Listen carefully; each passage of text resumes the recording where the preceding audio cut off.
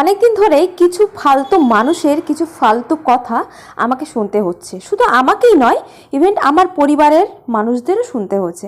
তো আজ ভাবলাম তাদেরকে কিছু উত্তর দিতেই হবে। তো ভিডিওটা তোমরা যারা দেখছো তারা অবশ্যই শেষ পর্যন্ত দেখো। আর আমি যদি ভুল হয়ে থাকি, আমার কথাগুলো যদি ভুল হয়, তাহলে তোমরা কিন্তু অবশ্যই তার উত্তরটা কমেন্টে দিয়ে যেও।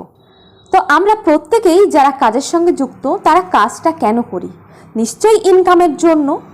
তাহলে তুমিও কাজ করছো, আমিও কাজ করছি, তুমিও কাজ করছো ইনকামের জন্য, আমিও কাজ করছি ইনকামের জন্য। আর ইনকামটা আমরা কেন করি? যাতে আমাদের পরিবারের মানুষদেরকে, আমার ফ্যামিলি মেম্বারদের আমরা ভালোভাবে রাখতে পারি, আমার বাচ্চা কাচ্চা যারা আছে তাদেরকে যেন ভালো ভবিষ্যৎ তৈরি করতে পারি।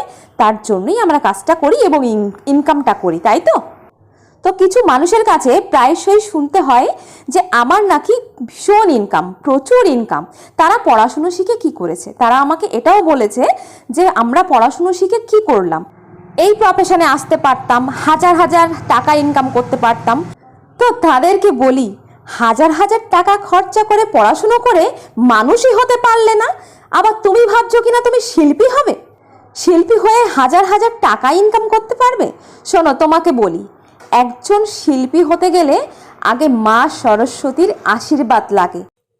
যেটা যোগ্য তুমি নাও, বরঞ্চ তুমি দেখো কোথাও মানুষ হওয়ার শিক্ষাটা পাও কিনা।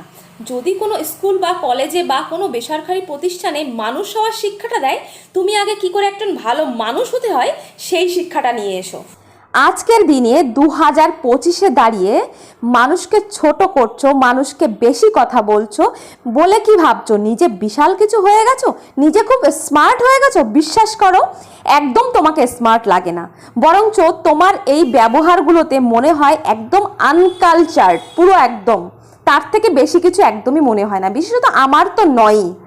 আর তোমার এই ব্যবহারগুলো থেকে বোঝা যায় যে তুমি কেমন শিক্ষা পেয়েছো, তুমি কোন পরিবার থেকে উঠে এসেছো, তোমার পরিবার তোমাকে কেমন শিক্ষা দিয়েছে। আর এর পরেও যদি মনে হয়ে থাকে পড়াশুনো শিখিয়া কি করলাম, এই প্রফেশনে আসতে পারলাম, তাহলে তোমার ফ্যামিলিতে নিশ্চয়ই আরও মেম্বার আছে, তুমি তাদেরকেও এই প্রফেশনে যুক্ত করো, তাহলে তুমিও দেখবে হাজার হাজার টাকা ইনকাম করতে পারো। কিছু জন তো আছে তারা এরকমও বলে যে তোমরা তো একটা প্রোডাক্ট কিনলে 10 জনকে ইউজ করতে পারো, মানে তোমাদের প্রচুর লাভ। তো তাদেরকে বলি, একটা প্রোডাক্ট কিনলে যদি 10 জনকে ইউজ করা যেত আর একটা প্রোডাক্ট দিয়ে যদি পুরো মেকআপটা হতো, তাহলে তুমিও এসো এই প্রফেশনে, তোমাকেও আমি সাদর আমন্ত্রণ জানাই এই প্রফেশনে। আর ভাবছো যারা আমার কাছে সাজে বা যারা আমাকে বুক করে, তারা এমনি এমনি আমাকে বুক করে আমার মুখ দেখে? না, তারা আমার মুখ দেখে আমাকে বুক করে না, তারা আমার কাজ দেখেই আমাকে বুকিং করে। যারা আমাকে ভরসা করে আমাকে বুক করছে, তাদের সেই ভরসার জায়গাটা তৈরি করতে আমাকে বহু বছরের পেছনে সময় দিতে হয়েছে, বহু কষ্ট করতে হয়েছে, বহু ইনভেস্ট করতে হয়েছে, যে ইনভেস্টের কোনো শেষ নেই। আর বাকি নিজের শরীরের কথা তো ছেড়েই দিলাম, সারাদিন ধরে দাঁড়িয়ে কাজ করতে করতে হাঁটুর প্রবলেম হয়ে গেছে, কোমরের প্রবলেম হয়ে গেছে, যেটা তোমাদেরকে বললে তোমরা কখনোই বুঝবে না, আর তোমরা সেটার মূল্যও দিতে জানবে না। এটা একমাত্র সেই বুঝবে যে এই প্রফেশনে আছে বা শিল্পীর সত্তার সঙ্গে যুক্ত।